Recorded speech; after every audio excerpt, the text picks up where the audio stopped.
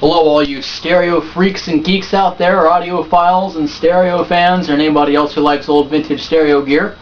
This is my system right here. This is all one big system consisting of 4 Pioneer receivers over here, Fluoroscan series from the 1970s. We also have 6 absolutely beautiful Marantz 22 series receivers and the Marantz Model 18, unfindable one that nobody can ever get or anything else, but I got one, so haha.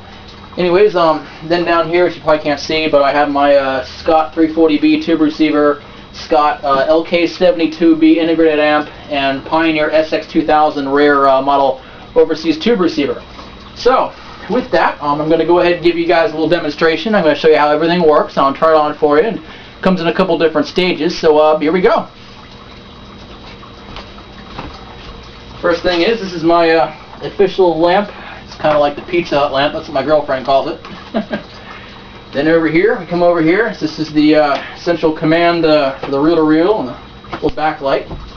Then we have this one light up. This is for the third stack, of course. Then I come over here, hit the buttons. Nice camera action. Okay, now on this side over here, this is how the whole thing works. Okay, this is called what I call the divided frequency concept. What this is basically all these different receivers. Yes, they're all hooked up and they have their job, but I have them all daisy-chained off of each other, and I control them all with one single preamp, which is right here. Everything else is backfed through everything else and works off each other. Now, each different receiver has been tuned with its prior frequency, so some of them are good for bass, some for treble, yada yada, so on and so on. The Marantz Model 18 is currently being used with my Pioneer HPM40s. Has a really nice, smooth, rolling sound to it. The Model 2270 is hooked up to my CS99 Pioneers, which has a lot of bang and boom bass and whatnot. 2230 goes with the, that's going with the Phase Techs over here. Real nice speakers. The next one up, we have the Marantz 2225, which is currently featuring the Paradigm SV7 Model 2 speakers, which honestly, I truly think that these are some of the best speakers I've ever heard in my life. After that, we have the Marantz 2220B, which was actually a junk unit that I put together myself. It was in like 10 different pieces, and I put it all together and put new lights in it, put a new dog glass in it, whatnot.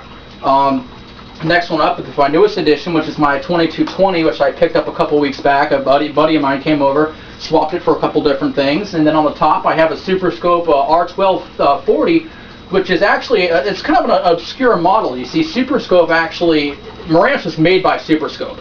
When Marantz actually sold the company in 1968 to Standard Radio Company marketed everything as Superscope. So what this is basically a generic Marantz, you could say. Now over here, we have my reel-to-reel decks, my Akai GX4000D, which is an absolutely beautiful classic, my little latest edition here in my other reel-to-reel collection. This is my Akai GX255. This is my main deck that I use every single day.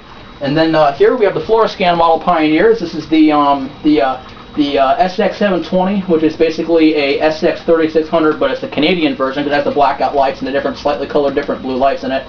The 3600, of course, the 3700, and the 3800, respectively. Over here, this is how the whole thing turns on.